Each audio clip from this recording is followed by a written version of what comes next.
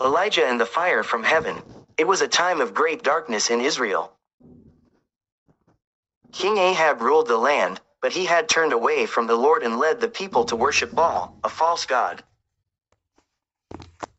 His wicked wife, Queen Jezebel, had ordered the prophets of the Lord to be killed. Only Elijah remained, a lone prophet standing for the truth. For 3 years, the land had suffered a terrible drought, just as Elijah had prophesied. No rain fell, crops withered, and rivers ran dry. The people were desperate, but they still clung to their idols.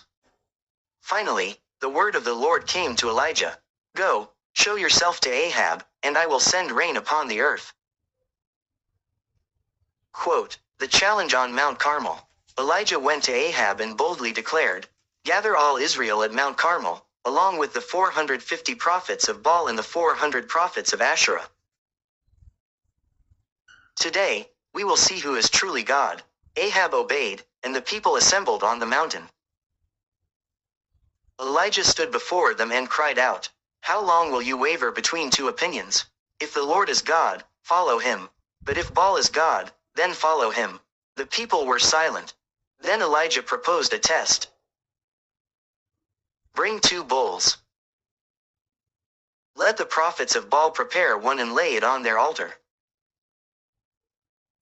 I will prepare the other and lay it on the altar of the Lord. But we will not light the fire. Instead, we will each call upon our God, and the one who answers by fire, he is God. The people agreed.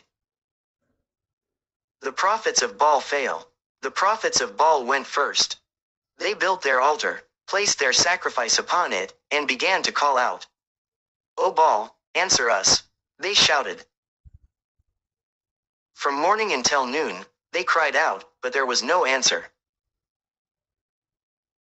They danced wildly around the altar, cutting themselves with knives, hoping their God would respond. At noon, Elijah mocked them.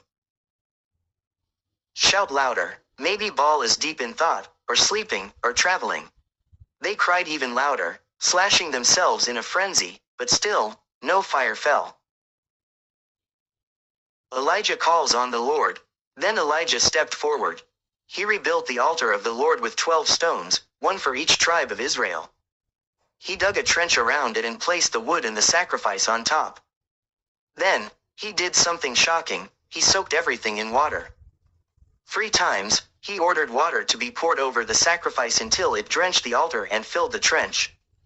Then Elijah prayed, O Lord, God of Abraham, Isaac, and Israel, let it be known today that you are God in Israel, and that I am your servant. Answer me, Lord, so these people will know that you are the true God and turn their hearts back to you. Quote, fire falls from heaven. Immediately, fire fell from heaven. It consumed the sacrifice, the wood, the stones, the dust, and even the water in the trench. The people fell on their faces, crying out, the Lord, he is God. The Lord, he is God. Elijah commanded, seize the prophets of Baal. Let none escape. The people obeyed, and justice was carried out.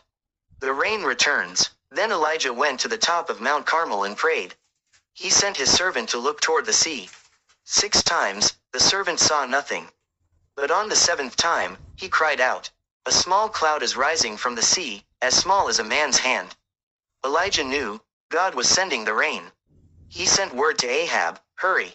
The rain is coming. And as the sky grew black with storm clouds, the wind howled, and rain poured down upon the land for the first time in 3 years. Elijah, filled with the power of the Lord, ran ahead of Ahab's chariot all the way to Jezreel. That day, the people of Israel saw the power of the one true God.